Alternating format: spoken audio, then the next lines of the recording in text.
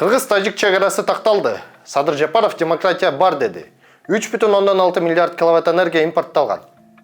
Арбаңыз эфирде Политклиника медиасынын бул жумада программасы. Бул программада сиздерди аптанын ичинде болгон маанилүү жаңылыктар менен мен Чолпонбек Сабырбеков тааныштырам. Биздин каналга катталганды унутпаңыз. 27 февраль күнү Кыргызстан менен Тажикстандын мамлекеттик чегарасы боюнча келишимди кароо үчүн Жогорку Кеңештеги тармактык комитеттери биргелешкен жыйынга чогулду. УКМК төрагасы Камчыбек Ташиев 27 февралда Жогорку Кеңеште Кыргыз-Тажик чегарасы боюнча маалымат берип, кайсы тилкелер алмаштырылганын айтты. Чечимдер эки тараптын кызыкчылыктарын эске алуу менен каралып, натыйжада Лейлек районунан Тажик тарапка 190 гектар жер берилип, ордуна 190 гектар жер алынган.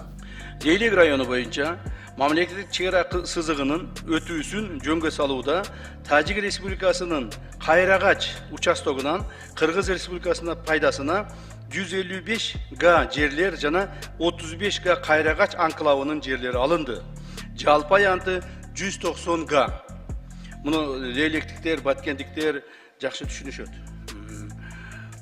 Ордуна Кыргыз Республикасынын Саада 21 гектар, Разака участогы 23,5 гектар, Селкан 4 гектар, Майты 7 гектар, Пролетарск 12,5 гектар, Улакжай 15 гектар, Акарык 7 гектар участоктарынан жалпы 90 га жана Баткен районунун Карабак участогунан 60 га 65 гектар берилди. Бардыгы 155 гектар берилди. То есть ошондой эле Тажик Республикасынын Кайрагач анклавынын ордуна Майты участогунан 35 га жер берилди. Жалпы берилген аянт 190 га. Биз алардан 190 алдык, 190 бердик. Ошондой эле Баткен облусунун Баткен району жана Согди облусунун Исфара районунун ортосундагы туташ эмес жерлерди өз ара жөнгө салуу иштери жүрүп, алмашуулар ишке ашкан. Муну менен катар бул аймактагы достук айылы толугу менен Тажикстанга өткөрүлүп, бул боюнча төмөндөгүдөй түшүндүрмө берилди. Достук айылын биз толук бойдон бердик тажиктерге. Себеби достук айылы биздин айылдардан эң алыс жайгашкан. Ал жерде эч кандай бизге стратегиялык же болбосо экономикалык эч кандай мындай пайда жок деп айтсам болот да, пайда жок деп айтсам болот. Мына мягко айткандачы, пайда жок. Ошондон достук айылын бердик дагы, достук айылдын ордуна баягы 91 гектардын ордуна 91 гектарды эле алдык. Бирок биз шарт койдук. Достук айылын биз жаңадан куруп чыкканбыз. Достук айылында бизде үйлөр бар, жаңадан курулган. Так, ошол үйлөр бар. Ал жерде чегара заставабыз бар. Кстати, биз булардын да чегара заставасын алдык Кайрагачтагы. Чегара заставабызды да кошуп берип атабыз. Демек бизге ушуга компенсация кылып бересиңер деп жерди 30 гектар жер алдык. Мен ойлоймун, үйлөрдү бузса, курса боло берет. Бирок жер баасыз экендигин билесиздер. Ошондуктан 30 гектар жерди биз суулуу жерден Карабак айылынын жанынан алдык. То есть ошол элдерди көчүрүп ал жерге мамлекет тарабынан дагы достук айылдын элине ар бирине кайрадан үй салып беребиз. Мындан сырткары эки мамлекет ортосундагы автомобиль жолдорун куруу жана пайдалануу жөнүндө макулдашуу, эки өлкө өкмөттөрүнүн ортосундагы суу чарба жана энергетикалык объекттерге жетүүнү камсыз кылуу боюнча макулдашуу долбоорлору кабыл алынган. Мында Дача Капчыгай автожолун Тажик тарап куруп пайдаланат. Өздөрү куруп, өздөрү пайдаланат. Ал эми Миңөрүк Самаркандек автожолун Кыргыз тарап куруп пайдаланат. Төрт көчө жолун тараптар биргеликте талаптарга ылайык, талаптарга ыңгайлаштырып, биргеликте пайдаланат. То есть биз Миңөрүк Самаркандек жолун өзүбүз куруп, өзүбүз пайдаланабыз. 3200-3300 метрди. 3400 метр Дача Капчыгайды Тажик тарап өздөрү куруп, өздөрү пайдаланат. Жолдорду кандай куруу тартиптерин дагы, жолдор кандай тосмолор менен курулуш керек, эмне болуш керек, бардыгын биз мына Министерство транспорта, эки министерство макулдашып алдык. Туурабы? Кана министерство турмуз. Туурабы? Ошого турмуз. Жогорку Кеңештин депутаттары Камила Талиева жана Миргүл Темирбаева бул маселени талкуусуз колдоп берүүгө чакырып, кошумча суроолорду ратификация учурунда берүүнү сунушташты. Жыйынтыкта чегара маселеси боюнча бул документ талкуусуз макулдук менен кабыл алынды. Эске сала кетсек, 21 февралда Кыргыз-Тажик чегарасын делимитациялоо жана демаркациялоо боюнча эки өлкөнүн өкмөттүк делегацияларынын тең төрагалары Камчыбек Ташиев менен Саймумин Якимов комиссиялар толук макулдашууга келгенин жарыялашкан. Биздин чегара боюнча толук берүүбүздү биздин YouTube каналыбыздан таба аласыздар. Президент Садыр Жапаров 26 февралда Европа парламентінің делегациясын кабыл алды. Жолугушууда Европа парламентінің мүчөлөрү Кыргызстандагы сөз эркиндигинин, адам укуктарынын абалы тууралуу тынчсызданууларын айтышты. Кыргызстанга сапарына bir күн калганда Социал-демократтар партиясынын абакта жаткан лидери Темирлан Султанбековдун ишине жашыруун грифе коюлуп калганына кабатырлыгын билдиришти. Садыр Жапаров бул ишке жашыруун грифе коюлуп калганынын себебин түшүндүрдү. Президент Садыр Жапаров Кыргызстанда криминал, коррупцияны тыюу менен кошо шайлоодогу добуш сатып алууларды тыюуга катуу киришкенин белгиледи. Ал өлкөдө буга чейинки бийлик алмашуулардын дээрлик баары шайлоолордун акыйкатсыздыгына нааразылыктан улам ишке ашканын айтты. Ички иштер министрлиги 24 февралда 40 жети Дубан ынтымагы коомдук бирикмесинин айрым мүчөлөрү зомбулук көрсөтүү менен коштолгон массалык башаламандыктарга уюштурууга айыпталып кармалганын билдирди.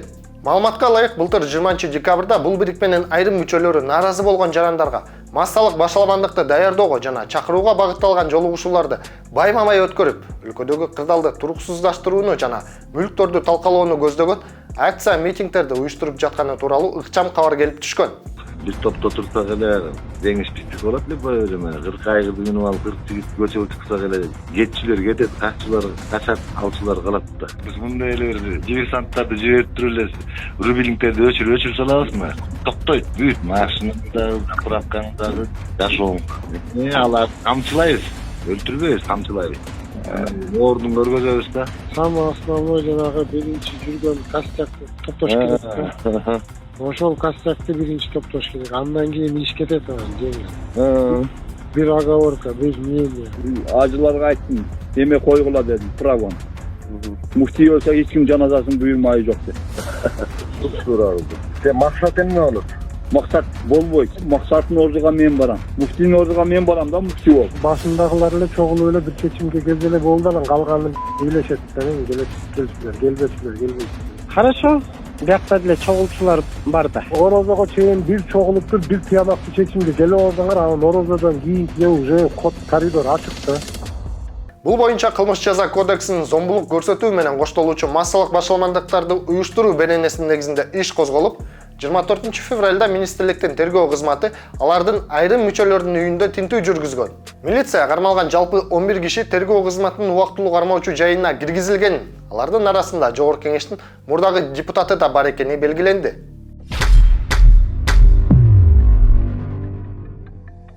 Урматтуу көрүүчүлөр, Политклиника басылмасы социалдык тармактагы катталуучулар үчүн чакан суромжулоо даярдады. Ал биздин ишмердүүлүгүбүздү баалоо жана колдоо үчүн жасалды. Урматтуу катталуучулар, биздин команда жасаган контентти дагы кызыктуу жана пайдалуу кылуу үчүн сиздин ой пикириңизди билүү маанилүү. Ал үчүн биринчи комментарийда бекитилген шилтеме менен кирип, чакан суромжулоону толтуруп берүүңүздү өтүнөбүз. Жогорку Кеңештин депутаты Жанар Акаев соңку bir апта ичинде бир нече баланын өмүрү кыйылганын, мындай көрүнүшкө министрлер кабинетинин иш аракети жетишсиз болуп жатканын айтып, сынга алды. Бул тууралуу маселени парламенттин 26 февралдагы жыйынында көтөрүп, өкмөттү жакын арада чукул жыйын уюштурууга чакырды. Урматтуу Мирбек Кемелович, сизде маданият менен маалыматтан сырткары жаштар саясаты дагы сизде. Кыргызстанда акыркы bir жума ичинде үрөй учурган көп жаңылыктар болду. Бул жанагы жогорку класстагы балдардын өлүмү. Элестетсеңиз, bir жуманын ичинде мына 5-6 баланын өлүмү катталды. Ысык көлдө, Ноокатта, Токмокто 10-11 класстын балдары астын өлүп атпайбы азыр? Суицидке барып атат да балдар. Мына жаштар саясаты, сиз бүт министрликтер ушул боюнча иштеп, премьер-министр чукул жыйын өткөрүш керек эле. Эмне үчүн өткөрбөй атасыздар? Алмаз Акунжанович. Министрлер кабинетinin төрагасы бардык министрликтердин чакырып жыйын өтүш керек. Бул трагедия. Акыркы убакта Кыргызстанда өспүрүмдөрдүн чатакташуусунан, мектептеги чоң сынуудан улам балдардын өлүмү менен коштолгон окуялар көп катталды. Bir жума ичинде 5 баланын өлүмү тууралуу маалымат тараган. Билим берүү министрлиги бул окуялар боюнча мугалимдер, жетекчилер жоопкерчиликке тартылганын билдирүүдө. Кырдаалдан улам 14 февраль күнү жолугушуу өткөргөн ички иштер министри Улан Ниязбеков менен билим берүү жана илим министри Доктургүл Кендербаева өспүрүмдөр менен иштөөчү инспекторлордун штатын көбөйтүү жана мектептерде өспүрүмдөр менен иштөө инспекциясынын кабинеттерин түзүү чечимине келишти. 26 февралда Жогорку Кеңеш маданият, маалымат, спорт жана жаштар саясаты министри кызматына Мирбек Маматалиевдин талапкерлигин дайындоого макулдук берди. Маданият министри катары дайындоого сунушталган Мирбек Мамбеталиевдин талапкерлиги тууралуу депутаттар тарабынан күнгөй тескей пикирлер айтылды. Айрым депутаттар талапкердин маданият тармагында иш тажрыйбасы жок экенин белгилешти. Бирок Торага Нурланбек Тургунбек уулу жаңы дайындалып жаткан жетекчи менеджер катары тармактагы саясатты жүргүзүп, уюштуруу иштери менен алектениши керектигин баса белгиледи. Өзүңүздөр билесиздер, өнүккөн өлкөлөрдүн көпчүлүгүндө маданият министрлиги жок. Мен деген өлкөлөрдө жок. Бул бир. Экинчиси, сөзсүз түрдө саламаттыкты сактоо министрлигине, билим берүү министрлигине, маданият министрлигине ошол тармактын адистин келишинин кажети жок. Өнүккөн өлкөлөрдүн баарында билим берүү министрлигин экономисттер башкарат, финансисттер башкарат. Саламаттыкты сактоо министрлигин да финансисттер, экономисттер башкарат. Маданият министрлигин дагы ошондой болуш керек. Жалаң маданияттын ичинен алып келгенде оңолбойт. Мына мен мурдагы министр катары айтып коеюн. Андыктан ушул вопроско суроого келгенде кичине мындай адилеттүү болсоңуздар, биз ушул ыкманы киргизип атабыз. Сөзсүз эле маданияттын ичинен бир эл артистин, эл сүрөтчүсүн, эл жазуучусун эмес, сырттан алып келип коелу, менеджер катары иштесин деп. Ал жерде жетиштүү адистер бар, чыгармачыл топтор бар, ошолор ишти кылат. Министрдин милдети ишти уюштуруу, саясатты жүргүзүү. Ушул маселени эске алып койсоңуздар. Бирок айрым депутаттар министрликке талапкер Мирбек Мамбеталиевди 28 жолу иш алмаштырганын белгилешти. Урматтуу маданият министрлигине келген талапкер, сиз эми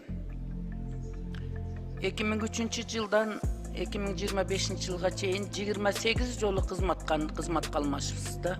Бул деген мамлекеттик кызматта 50 жыл иштеген адамдардын да басып өткөн жолу мындай эмес да. Таң калыштуу да. Ушунчалык алмашкыз талаш тартышты жараткан, биринен бирге секирип өтүп турган кадр катары мен эсептеп атам. Ошон үчүн басып өткөн жолуңузда чогулткан тажрыйбаңызды, ошол уюштуруучулук, менеджерлик сапатыңызды көрсөткөнгө өзүңүз жоопкерчиликти алып келип атасыз да, туурабы? Кыргызстан 2024 жылы коңшу өлкөлөрдөн 3,6 миллиард киловатт-саат электр энергиясын импорттады. Бул тууралуу энергетика министрлиги кабарлады. Маалыматка караганда өткөн жылы республика боюнча жалпы керектөө 18,3 миллиард киловатт-саатты түздү. ГЭСтерден 17 миллиард, жылуулук электр борбордон 1,7 миллиард киловатт-саат электр энергиясы өндүрүлдү. Ошондой эле энергетиктер калкты энергияны үнөмдөөгө чакырууда. Маалыматка ылайык, Токтогул КЭСиндеги агрегаттардын бирин реконструкциялоо башталгандан улам электр энергиясын иштеп чыгуу төмөндөгөн. Биз сиздерди апта ичинде болгон маанилүү жаңылыктар менен тааныштырдык. Биздин каналга катталганды унутпаңыздар. Эми Политклиника медиасынын ишмердүүлүгүн Patreon'дон колдоңуз. Политклиника медиасы бул көз карандысыз кыргыз тилдүү жергиликтүү медиа. Биз өлкөдөгү саясий жана социалдык окуяларды объективдүү жана фактыларга негизделген түрдө элге жеткирип келебиз. Окуяларды жеринен көрсөтүүгө аракет кылабыз. Сиздин колдооңуз аркылуу биз ар бир кыргызстандыкка чындыкты жеткирүүгө болгон күчүбүздү жумшайбыз. Кийинки аптадан амандашканча сак саламат туруңуздар.